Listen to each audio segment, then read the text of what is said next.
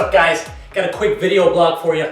I'm getting a whole lot of different questions revolving around protein from all types of people, whether it's male or female trying to lose body fat or a male or female trying to gain muscle. Getting a lot of questions revolving around how much protein should I take? You know, can I overdose on protein? Is protein going to get me too muscular if I'm a female or even a male? All these different types of questions, guys, and I wanted to make this video blog to help debunk some of those myths. First things first, we've all gone to the grocery store, seen high protein labels. We've gone to restaurants, seen high protein menus. We've been to the supplement stores and we see a million different types of proteins. I'm going to help try and break down some of the different types of proteins in which we all see. But first things first, guys, what is protein? Let's define it. Now, protein are the fundamental blocks of life, okay? It helps maintain and repair life, you know, our cells, everything about our cells, our body's muscular tissues, cellular tissues. And what makes up a protein is a strand of essential and non-essential amino acids, which is another big genre of supplementation you'll hear as you progress your journey of fitness. But back on track here, guys. What types of proteins are there? There are hundreds of thousands of different proteins out there, but for the sake of our conversation, we're going to limit it down to just a few. There's whey protein and subcategories of whey protein. Okay, there's concentrate, there's isolate, there's hydrolyzed. There's casein protein, there's soy protein, there's egg protein, and the list goes on and on and on and on. But we're going to talk about casein protein and whey protein. When I say whey protein, we're gonna consider that to be, you know, hydrolyzed, which is the fastest absorbing protein you can intake. So we're gonna say whey protein and casein protein. Now, what's the difference between the two? Whey protein, fast acting, the body digests it and absorbs it very rapidly. Casein protein is the exact opposite. Very slow, timed release amount of protein. Now, you have whey, you have casein. There isn't a good or bad, or a right or a wrong. But there is a good or bad or right or wrong timing in which you take either one of those proteins.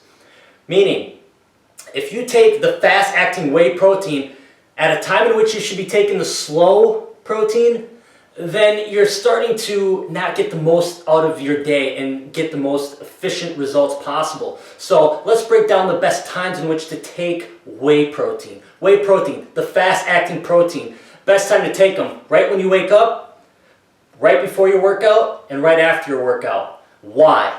When you wake up in the morning, you're just coming off of a 6, 7, maybe 8-hour sleep deprivation. You know, your body's in a deprived state where you were sleeping and you weren't eating or consuming any nutrients. Therefore, your body is in demand for fuel. If you want to go about your day in a healthy manner, your body needs fuel. And the best, most efficient, most rapid way to do that is to supply your body with fast-acting, fast-absorbing whey protein. So boom, take care of that right in the morning, no questions asked. You go about your day. Let's say you work out in the evening. Right before your workout, you're going to have just a small amount of whey protein. Help let that absorb and create an environment for the body to produce protein synthesis after your workout. So you take a little bit of protein, you go to the workout, you create all this damage and repair in the workout as you're hitting failure on every set, creating the soreness, lactic acid is building up, ripping the actin, myosin, and the sarcomere, the muscle tissues, right? You're ripping, and now we need to repair because we created the demand for these nutrients to come in and repair. And this is the most important time to take this protein, or any protein for that matter. Fast-acting protein right after your workout. Right after to help repair that muscle breakdown. That's how we grow. That's how we get stronger, guys. How many grams of protein do you take right after your workout? There's a lot of, misconceptions. There's a lot of theories out there, but I would say 0.20 to 0.25 your body weight in grams of protein right after your workout. We're going to come back to this later. Now, that's when you want to take whey protein, when you wake up right before and right after your workout. And then there's the casein protein, the slow absorbing, slow time to release protein. Best times to take that is, let's say, throughout the day. Maybe you want to take some protein as a meal replacement. But hands down, the most important time to take casein protein is right before bed. Your body is going to be in a state of repair. It's when your hormones are elevated, and this is when your body is going to rebuild and start to have all the little construction workers come in and start to rebuild and repair the muscle damage that you created. You know, it's like construction workers working on a highway, right? Rarely do they shut the entire highway down during the day. They shut it down at night, turn everything off, you know, no cars are around. They come in and they start to get all the repairs done in the middle of the night. And your body does the same thing. But if you don't hire these little construction workers to come work on your muscles, then you're not going to be fixing any potholes and repairing the roads or repairing the muscles that you've damaged. Therefore, casein protein right before you go to bed to help release a sustained amount of protein and fuel that recovery throughout the night.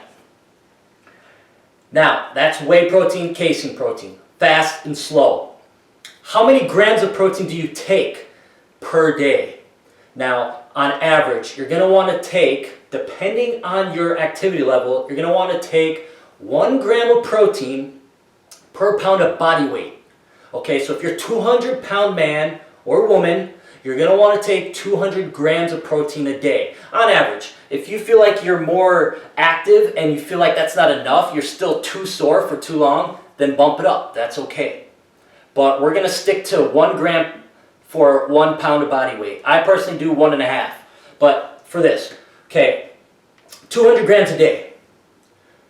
But do not think you can wake up in the morning and take a 100-gram shake and then go to bed taking a 100-gram protein shake at night and, you know, let that be allocated for you 200 grams a day. It doesn't work like that, guys. You got to be smarter. Become the student if you want to become the master, right? That's what we talk about. So let's dig in a little deeper.